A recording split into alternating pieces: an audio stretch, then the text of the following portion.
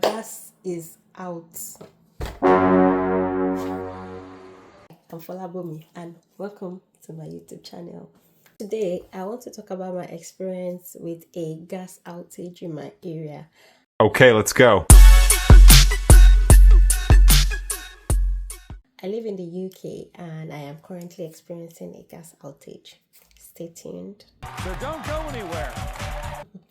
You know what?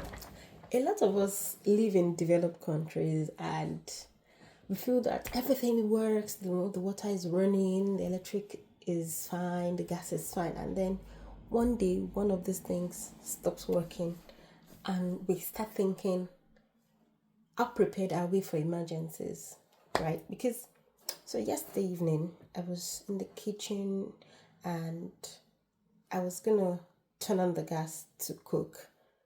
No, at first I was washing the plate and then I realized the water started getting cold.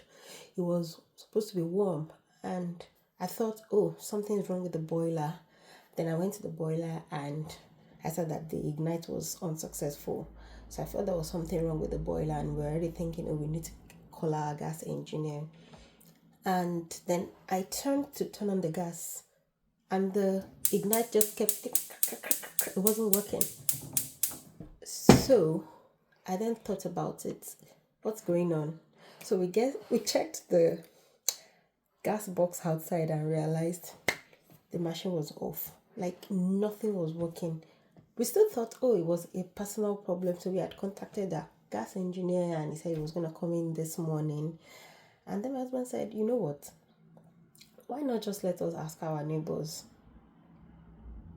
That maybe it's just something within happening around. So I went to our next door neighbor.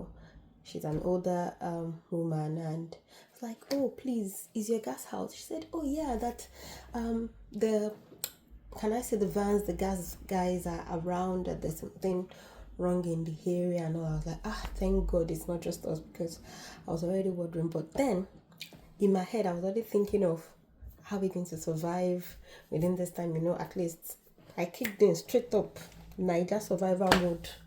Boil water inside kettle to have your bath. Who has time to wait? And it's not like the weather is that cold anyway, so you just boil water and mix it in a bucket, have your bath. Yeah. The thing was that I was already thinking, because our cooker is gas, right? So there was nothing we can do without it. But then I have those small barbecue pots that we used to grill every now and then. I was telling my husband, just go and buy more coal and turn it into a coal pot and start using it to cook, because we shall eat now. And I was just thinking that at least the electric was working, but I keep thinking, what if the electric was out and then low light? And the funny thing is, when the electric is out, nothing works. Like internet doesn't work, all the sockets, no charging, nothing, which is why I have a power bank. Although I have a power bank for other reasons, because I'm constantly recording stuff on my phone and stuff, so I need a power bank. And it's happened before that we were trying to do something. I was trying to drill a hole in the wall and I think I tripped a wire, so all the electricity in the house went off, and it was in the night, like 7 p.m. in the night in winter. Everything just went off. So we started using candles. Then we had all those scented candles at home and some torch. So we're using that and we had to call emergency services. I think their call out was like £80 an hour just for coming first, not even fixing the problem. And after that we just realized that, oh, it was our box that tripped off, maybe because we tripped the wire, so it's tripped off and we could just turn it back on. And I remember we called the company back to say, don't worry, said they are already on their way, so we have to pay. Hey, I was so angry with that lady. They turned up. They were not even in our house yet though. They turned up and insisted. Eventually I think we paid half the fee because nothing was done. And those few minutes when we were in like utter darkness, just with torchlights and stuff, all of those emergencies that have happened just makes me think about how prepared are we for such emergencies in a developed country like this, where everything seems to work, but on the day something doesn't work, that is when you realize how important it is that all those things work. Because think about it, most of the hospitals work on electricity. Like, people are on life machines, people are on oxygen machines. All these machines are electricity powered. If anything should go on, before you even think about turning on the generators, I don't know whether I'm seriously hoping they have generators, because I was watching this series called New Amsterdam on Netflix, and there was a particular episode where there was a power outage and they needed to get the generators to work, and the generators have been there for years. I don't think they were maintaining it. They actually are generators, but there was no proper maintenance, so they couldn't start it, and the only person that could help them was a criminal that they just brought into the hospital, who was actually in handcuffs. And the guy was like, what can I do if I'm in handcuffs? But it was a mechanic, and it was one that ended up sorting it out for them, because people were on life machines. And those machines, once everything off, you know how many people would die if electricity goes off? Also, because internet, the internet box is plugged to electricity, it means you're off internet. You just have to switch to mobile data. I know a number of people that don't usually have loads of mobile data, especially here in the UK, because if you're working from home, you have your own Wi-Fi, your broadband, and everything else. And you're probably at work, there's Wi-Fi at work, so you don't need that much data when you're on the move. I personally like to have mobile data, so I used to have 10 gig, but I changed my service provider recently. Now I get unlimited data and all, so at least I can be on. But it means that if I'm working from home, for example, and there's no electricity, that means I can't work, at least up until I can't work really, because I will need to hotspot to my laptop, and then once the charge on my laptop is finished, then that's it. Nothing else is going to work. And you want to conserve it because you probably need it to charge your phone eventually and all of that. So my question to you is how prepared are you for emergencies? Like today, I was already thinking, if I can, the cold was my quickest solution, but I knew I could also get a hot plate, right? But just thinking about it, I don't think I've seen hot plates being randomly sold in the shops.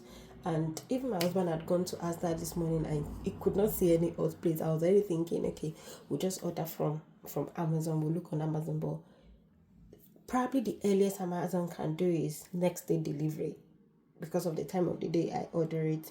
It will probably be like tomorrow that I will get it. So does that mean we wouldn't eat today? Which is why I was thinking about the coal.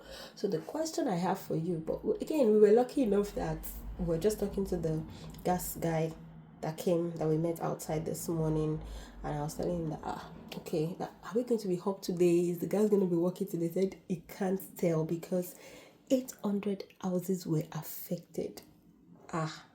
800 of us, no gas. Now imagine this happens in winter. Our boiler uses gas, which means that no eating during that period. And I remember there's been a time that something happened to the boiler like that, and we had to get the gas engineer, and they don't come immediately. So there were like 2 days in between that we had to use. We're using kettle to boil water to have our bath. We had to warm water in a bucket to wash the plates, because we can't put our hands in the cold water, and it was in winter, but thankfully we had those portable heaters around the house, so that was what we were using, because electric was working but the boiler wasn't. But then our cooker uses gas, but the cooker and the boiler are not linked together, which is good. So that time it was just the boiler, we could still cook. But now the gas, everything is zip. No eating is working. Thankfully, we don't need it in summer. But just imagine it happens in winter. Are we really ready for things like this, emergencies? Like, how prepared are you? On the issue of the cooking, the gas guy was lucky enough. He just went to his van and ended up giving my husband a hot plate that we can use, because I told him that we use gas to cook. Some houses are lucky, they probably have electric cookers, so they can still go on, but all houses are either a mix of gas and electric, which is why I think it is good that you don't have one services. I've seen a number of people that say that their houses is like purely electric, so they are cooking, they are eating, everything is electric. it has its benefits sometimes, but in times of emergencies like this, then you realize that you have no alternative. Like nothing is working, just nothing is working. And I just think about it. Three core services. Think about it. There are three basic services in the UK that every house needs: water, electric, and gas.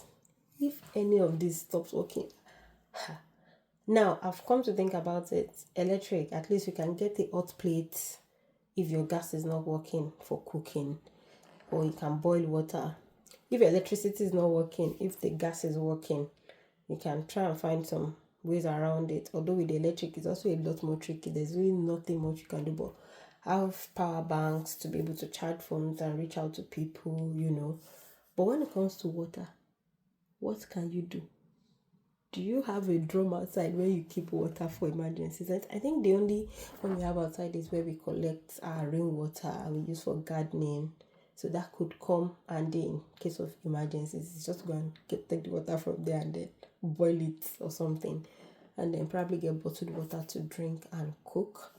But yeah, at the moment, we've currently got the gas guys in the area. They've been around since last evening when the outage happened, because I experienced it in the evening.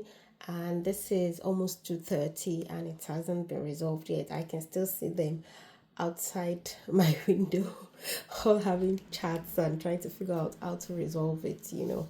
And when I spoke to one of them this morning, he said about 800 houses are affected. Just reason that, just like, can you imagine that?